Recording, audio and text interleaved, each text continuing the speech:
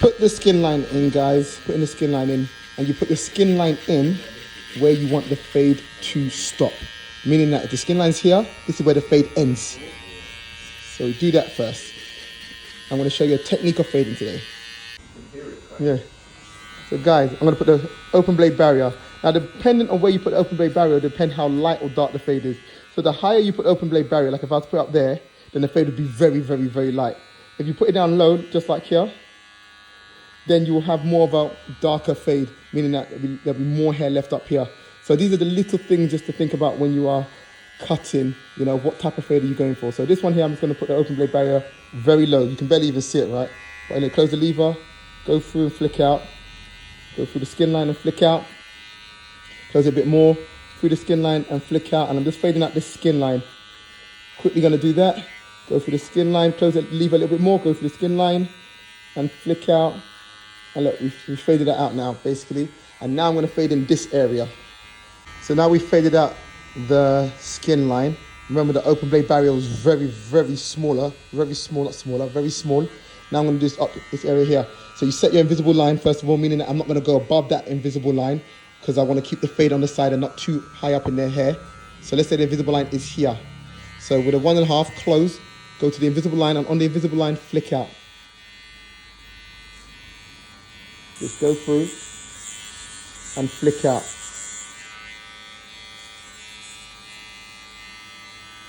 And just keep doing that a number of times till you feel like it's not really cutting any more hair off. Then you stop, comb it out, and then I'm going to drop down to the open number 1. So I've combed it out now. Open. Set your invisible line slightly, ever so slightly lower than the last one. Come from just above the skin line that you created, which you faded out now. So just the open blade barrier there, which is there. Go through it and flick out. Make sure you're going in the opposite direction that the hair grows in. So you can see the hair goes this way. So when I'm fading, go in the opposite direction like that.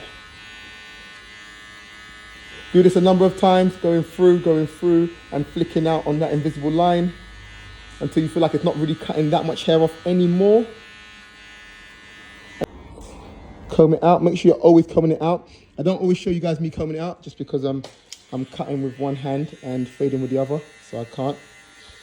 Close it. Go to the same invisible line you created when you're doing the open one.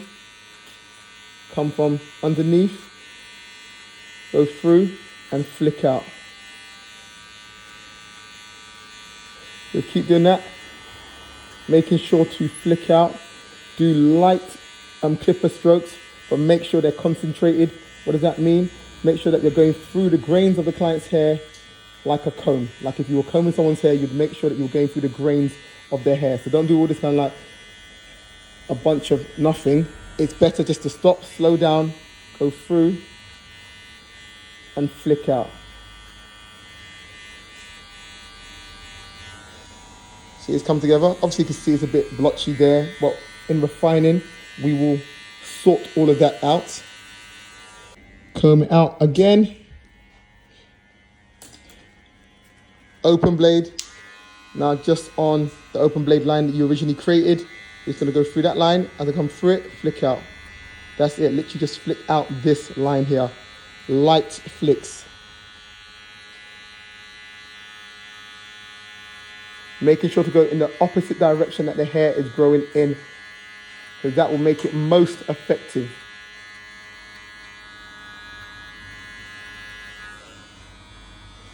And there we have the fade. And now I can refine it and say, okay, this area is a little bit heavy. I'm going to go over there with a 1.5, touch this area here, and so on. But look, now we have the fade. So let's get into refining. So in refining stages, you just look at areas that need improving. So right here is a bit too heavy. The blend doesn't look smooth. So what do? Take the closed 1.5, and I just flick over that area. Normally I'd say leave refining to the end, but I'm just showing it to you guys right now. But normally I'd say because you spend so much time fading, you don't want to spend too much time just in the fade because it just blurs your vision, it gets frustrating. It's better just to move on and come back. But for this video, I'm just showing you the refining process now, or a little bit of it, should I say. So you can see it's getting lighter. Make sure to comb it out because sometimes it might look blotchy and be like, oh, it still looks very rough, and simply just because you haven't combed it out. So as I comb it out, Look, it looks smoother. It's a simple thing. I can see right there needs a bit of flicking, it's a bit darker there, so I'm just going to flick over that area. But basically there we have it. Now I'm going to shape him up. Then I'll do a bit of refining right at the end. All right. So with the shape up, I'm going to do the sideline first. So start from the bottom, press down, pull away from the hairline, and go up in a straight line, doing little touches. Don't do this whole thing which sometimes people do. They touch, take it all the way off, come back down. No. Just keep it on their head. Start somewhere, go up in a straight line, doing little touches. It's easier to keep going in a straight line when you keep the trimmer close to their head. Now with the sideline, with a corner of the trimmer, you're going to use it like a pencil. You're going to create the curve, or some say the C-cut. Start from one point and like a pencil, draw out the curve that you want, or the C-cut that you want, or whatever you call it, the arc, whatever you call it. Use the corner of the trimmer like a pencil. And look what we created. Simple. Obviously his hair is dry right now, which is good. So it's cutting through their hair very nicely. And that's why you're seeing the white marks. The front line, start from the middle, press down, pull away from the hairline, and go across in a straight line. Remember I said little touches. Don't bring that trimmer off their head. Do not do this, then come back to find your place again, then come back to find your place. Start in one place, little touches, follow it across in a straight line. Go in a straight line to meet the sideline.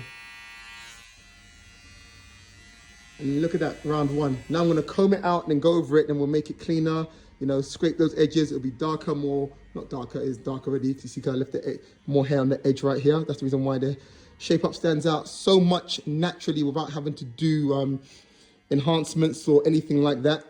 Just because I kept it thicker on the edge, kept more hair there. But now I'm going to comb it out and go over the shape up again, just to make it cleaner. So comb his hair out. I'm combing it out, combing it out, combing it out, combing it out. Scrape the edges. Just go over what you have already done. Scraping the edges. Any hair sticking out, you're going over it. Over the front line, same thing. Going over what you have already done, but you're just trying to make it cleaner. And anything that's sticking out, you want to catch that. And you'll see by doing this little small thing, that shaping up becomes easier.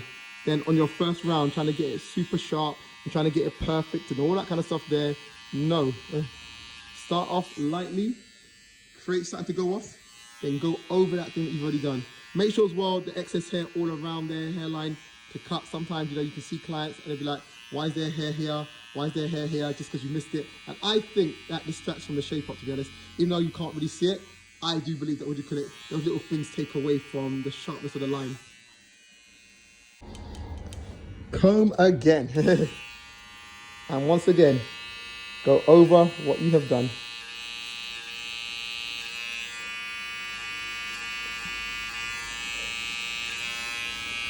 Yeah, make sure as you're doing it as well, the important thing you should be doing is, as you're cutting, comb. Obviously I'm holding the camera with one hand, so I can't do that. But as you're cutting, and make sure you are combing it out as well.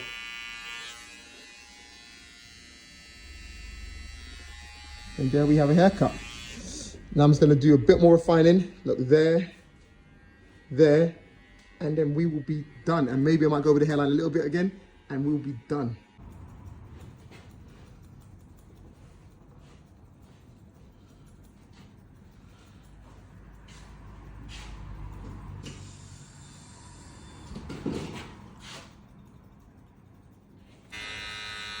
And there we have it, guys.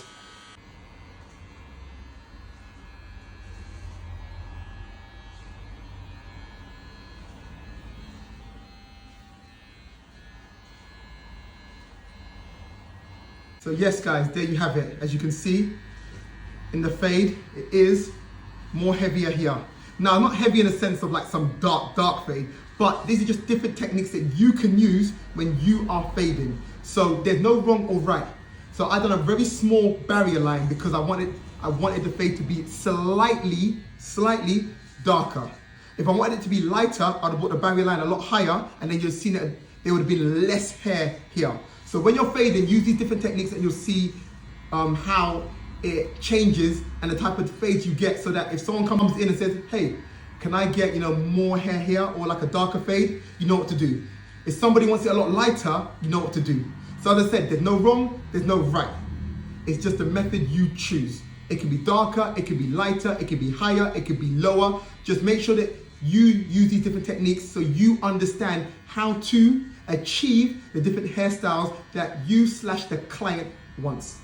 You've been in the cut with Slidercuts. I hope you've enjoyed this tutorial. If you have, please like it, leave a comment to let me know what you've enjoyed. Let me know what videos you want from me. And if you're not following me, why would you watch this whole video and you're not following me? Follow me because I put out daily barber tips and advice about business and cutting hair. Once again, you've been in the cut with Slidercuts. Peace.